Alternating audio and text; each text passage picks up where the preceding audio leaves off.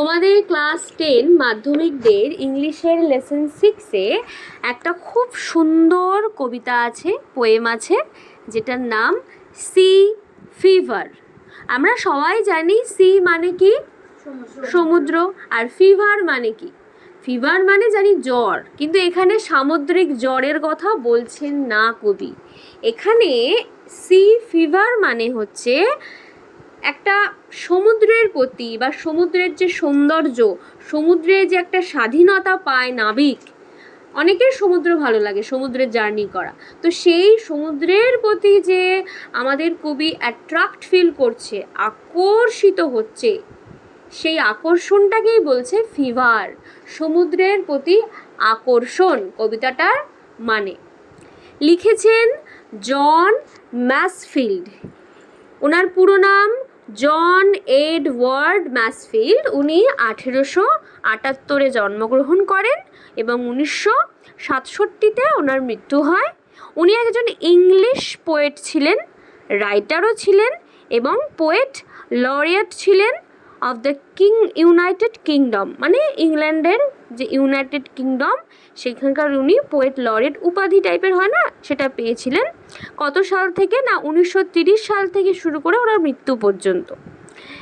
আজকের এই কবিতাটা যদি আমরা পড়া শুরু করি, তার আগে কিছু জিনিস জানতে হবে, যেটা দেখো তোমাদের এই বইয়েই লেখা রয়েছে, নীল কালারের দেখো যে লেখাটা কবি পরিচিতির সেকেন্ড প্যারাতে বলেছে, the poem speaks of the excitement of the poet feels at the anticipation of a sea voyage।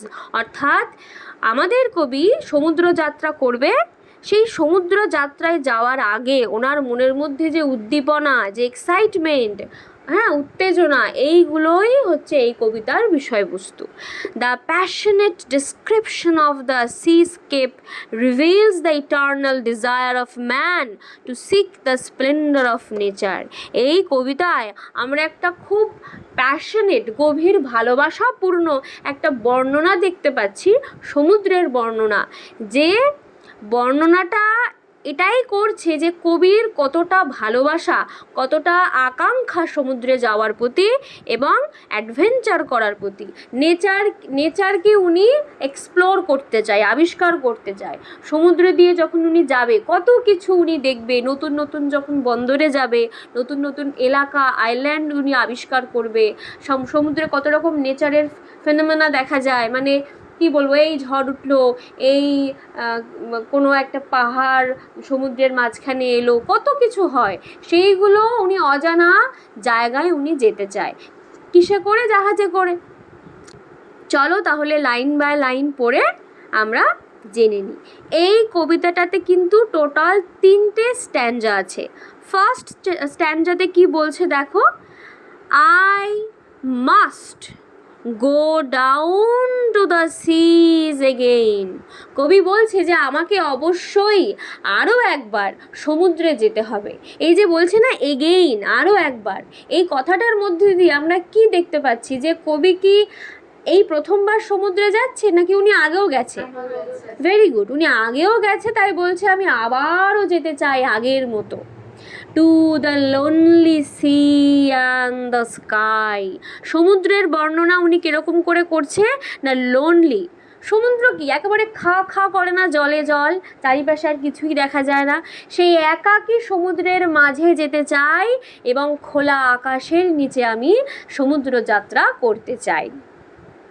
And all I ask, আর আমি যা চাই, আস্ক মানে চাই, ইজ আ টল শিপ, আমি একটা বড় জাহাজ, এখানে টল মানে লম্বা না, এখানে টল মানে বড় সড়ো সাইজের একটা জাহাজ আমি চাই।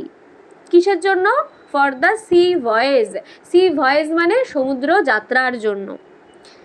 অ্যান্ড এ স্টার, স্টার মানে আকাশের তারা। আগেকার দিনে নাবিকেরা কম্পাস যখন ছিল না, আবিষ্কার হয়নি, গুগল ম্যাপ, জিপিএস আবিষ্কার হয়নি, তখন নাবিকেরা বা যে কোনো লোকেরা, পথিকেরা দিক নির্ণয় করতো কী করে? তারা দেখে। তাই বলছে আমার একটা যেরকম জাহাজ চাই, আমার একটা স্টার মানে তারাও চাই, টু স্টিয়ার হার বাই। এই জাহাজটাকে উনি হার বলছে, জাহাজটাকে উনি একটি মেয়ের সঙ্গে তুলনা করছে, যে আমার এই সঙ্গিনী, আমার এই জাহাজটিকে যে স্টিয়ার করবে, স্টিয়ার করা মানে গাড়ির যে এরকম স্টিয়ার হুইল হয় না, দিক দিক নির্ণয় করার যে চাকা, ওটাকে গাইড করবে, যে তারাটা আমার এই জাহাজ রানীকে গাইড করবে। তাহলে স্টিয়ারের সিনোনিম কি বলতে পারি আমরা? গাইড করা, পথ নির্দেশক তারা হবে জাহাজটির, স্টিয়ার হার বাই। এই দুটো লাইন বোঝা গেল।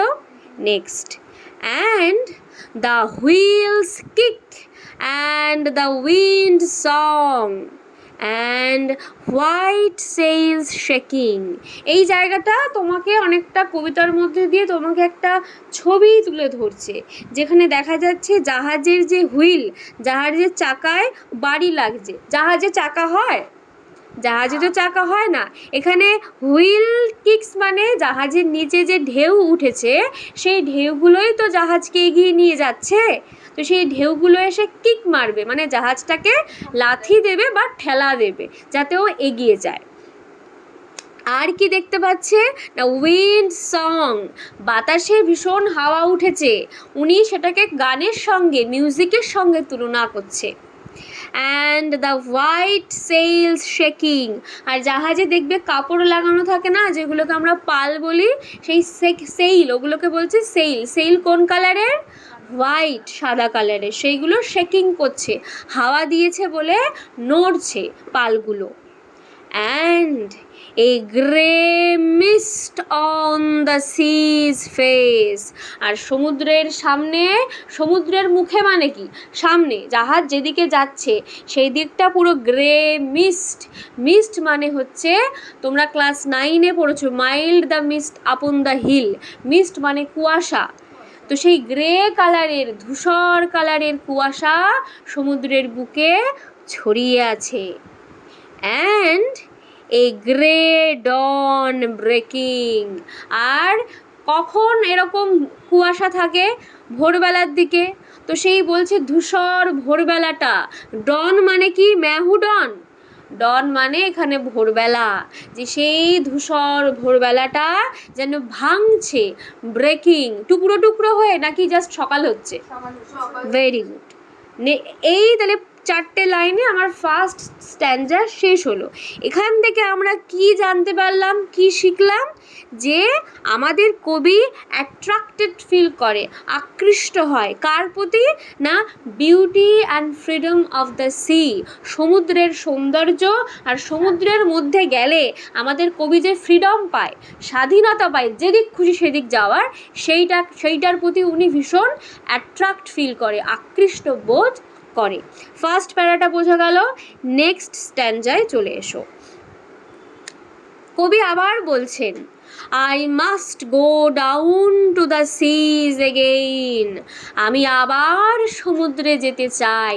বারবার এই কথাটা কেন বলছে কবি? আমি যেতে চাই, আমি যেতে চাই, আমি যেতে চাই। কেন?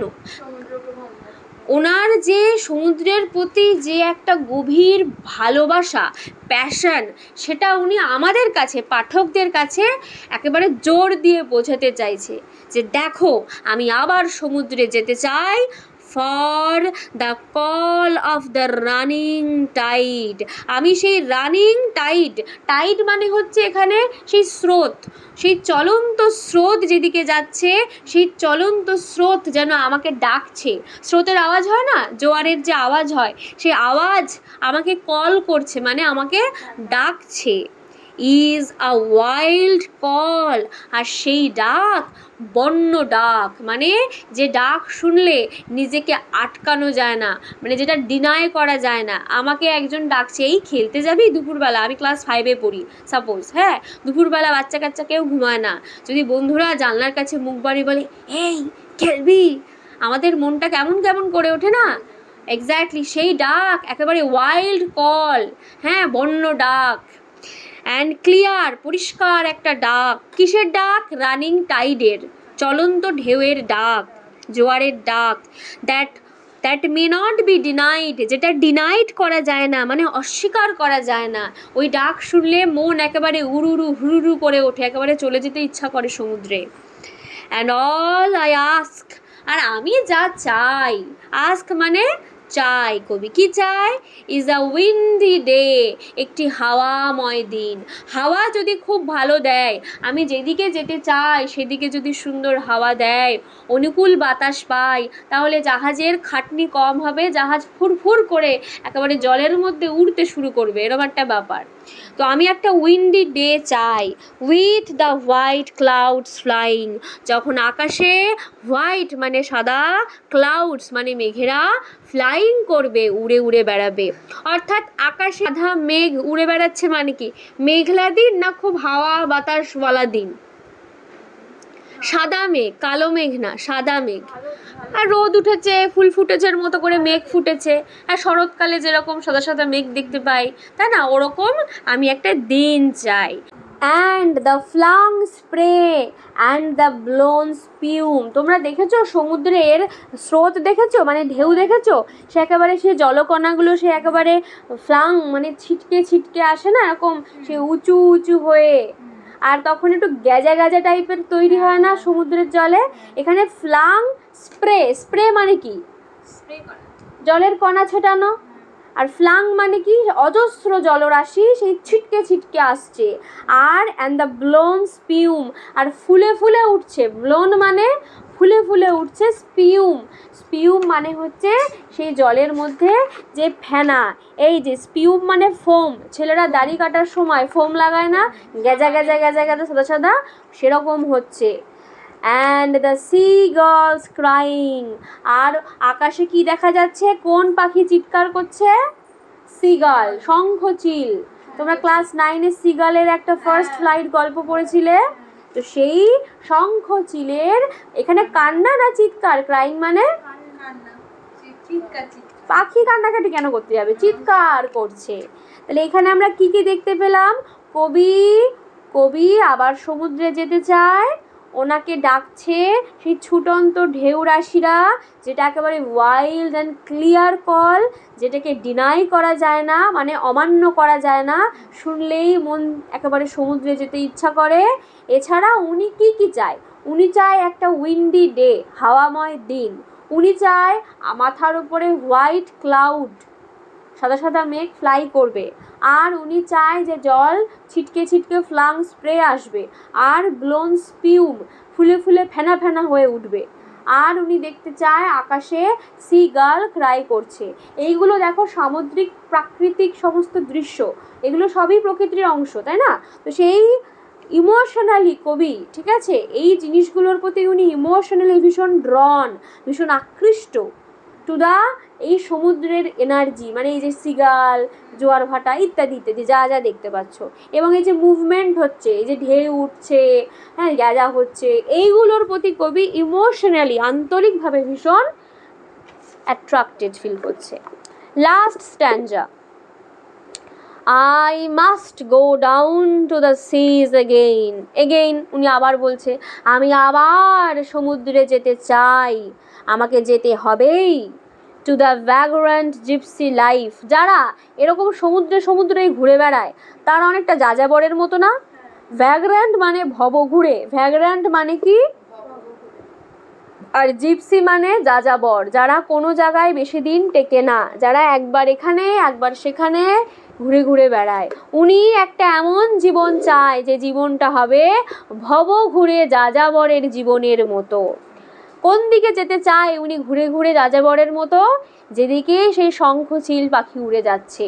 টু দ্য গার্লস অ্যাওয়ে, এখানে গার্ল মানে কোন পাখি, সিগাল পাখি।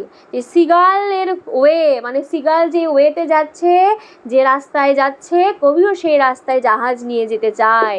অ্যান্ড দ্য হোয়েলস ওয়ে, তোমরা কেউ বলতে পারবে হোয়েল মানে কি, জলের সব থেকে বড় প্রাণী?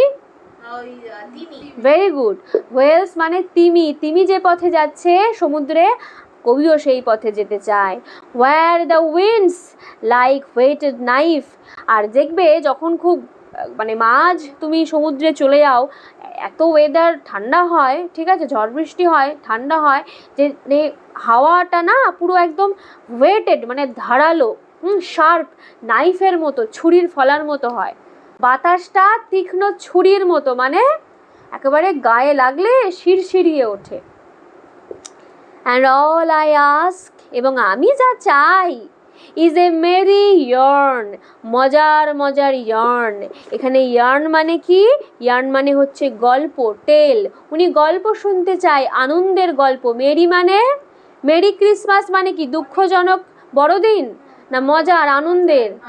মেরি ইয়ার্ন, উনি আনন্দজনক উনি গল্প শুনতে চায়। কার কাছ থেকে?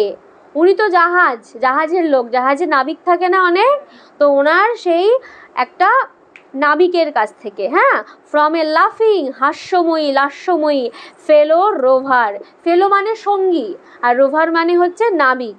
জাহাজ, এখন তো জাহাজে মোটর ফটর সমস্ত জ্বালানি ফালানির ব্যবস্থা আছে, তখন অনেক আগে এরকম হতো, অনেক নাবিক থাকে, ক্যাপ্টেন থাকে, অনেক সাইড নাবিক থাকে। তো ওরকম ফেলো রোভারের কাছ থেকে। ফেলো রোভার কীরকম? ক্রাইং না লাফিং? মানে হাসি, সবসময় হাসি খুশি। ওর কাছ থেকে ও কি শুনতে চায়? মেরি ইয়ার্ন মানে সুন্দর সুন্দর মজার গল্প শুনতে চায়। অ্যান্ড কোয়াইট স্লিপ, শান্ত ঘুম দিতে চায়। দিনের শেষে উনি কোয়াইট মানে শান্ত, স্লিপ মানে ঘুম দিতে চায়। আর ঘুমাতে ঘুমাতে উনি কি দেখতে চায়?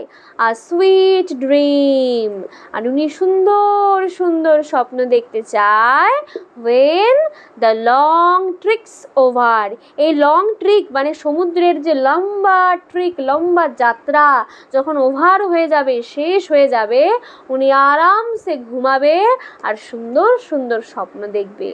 এই কবির চাওয়া। এই লাস্ট স্ট্যান্জাতে আমরা দেখতে পাচ্ছি যে কবি একবার বলছে আমি শঙ্খচিল যেদিকে যাব সেদিকে যাব, যেদিকে তিমি যাচ্ছে সেদিকে যাব। এইগুলোর মধ্যে দিয়ে কিন্তু ওনার মনের অ্যাডভেঞ্চারাস যে একটা ব্যাপার, রোমাঞ্চকর যে ব্যাপার, সেটা দেখতে পাই, যে উনি অভিযান করতে ভালোবাসে, ভয়টাই পায় না। লাইফে enjoyment, adventure is the best thing, ঠিক আছে? লাভস, অ্যাডভেঞ্চার, ফ্রিডম আর ফ্রেন্ডশিপ। ফ্রেন্ডশিপ কি করে বুঝলাম? ওই যে নাবিকদের সাথে গল্প করবে, এটাই তো একটা ফ্রেন্ডশিপ না? তো সেই জিনিসটা উনি কোথায় খুঁজে পাচ্ছে? সমুদ্রে খুঁজে পাচ্ছে। তাই সমুদ্রের প্রতি ওনার যে ভালোবাসা, পাগলামি, সেইটার জন্যই কবিতার নাম দিয়েছে সি ফিভার। এই তাহলে কবিতার থেকে আমরা কি কি জানতে পারলাম? কবির strong love for the sea, মানে গভীর ভালোবাসা সমুদ্রের প্রতি। আর কি দেখলাম? ডিজায়ার ফর অ্যাডভেঞ্চার, ডিজায়ার মানে আকাঙ্ক্ষা, অ্যাডভেঞ্চারের প্রতি, অভিযান, রোমাঞ্চের প্রতি। আর কি দেখলাম? লাভ ফর ফ্রিডম, উনি বদ্ধ জীবনে আটকে থাকতে চায় না, উনি ফ্রিডম পছন্দ করে। যেদিক দুই চোখ যাবে আমি যাব, যাযাবরের মতো জীবন কাটাবো। সাংসারিক লোকেরা কি যাযাবরের মতো জীবন কাটাতে পারে? ও বাবা, আমার মেয়ের আজকে পরীক্ষা আছে, আমি যেতে পারবো না, এরকম একটা ব্যাপার থাকে। তো উনি ফ্রিডম চায় এবং উনি নেচারকে ভালোবাসে। উনি শান্তি খুঁজে পায় কোথায় গিয়ে? সামুদ্রিক জীবনে গিয়ে উনি পিস খুঁজে পায়, শান্তি খুঁজে পায়। এই ছিল তোমাদের সি ফিভার কবিতাটার পুরো বিষয়বস্তু। বোঝা গেছে কি?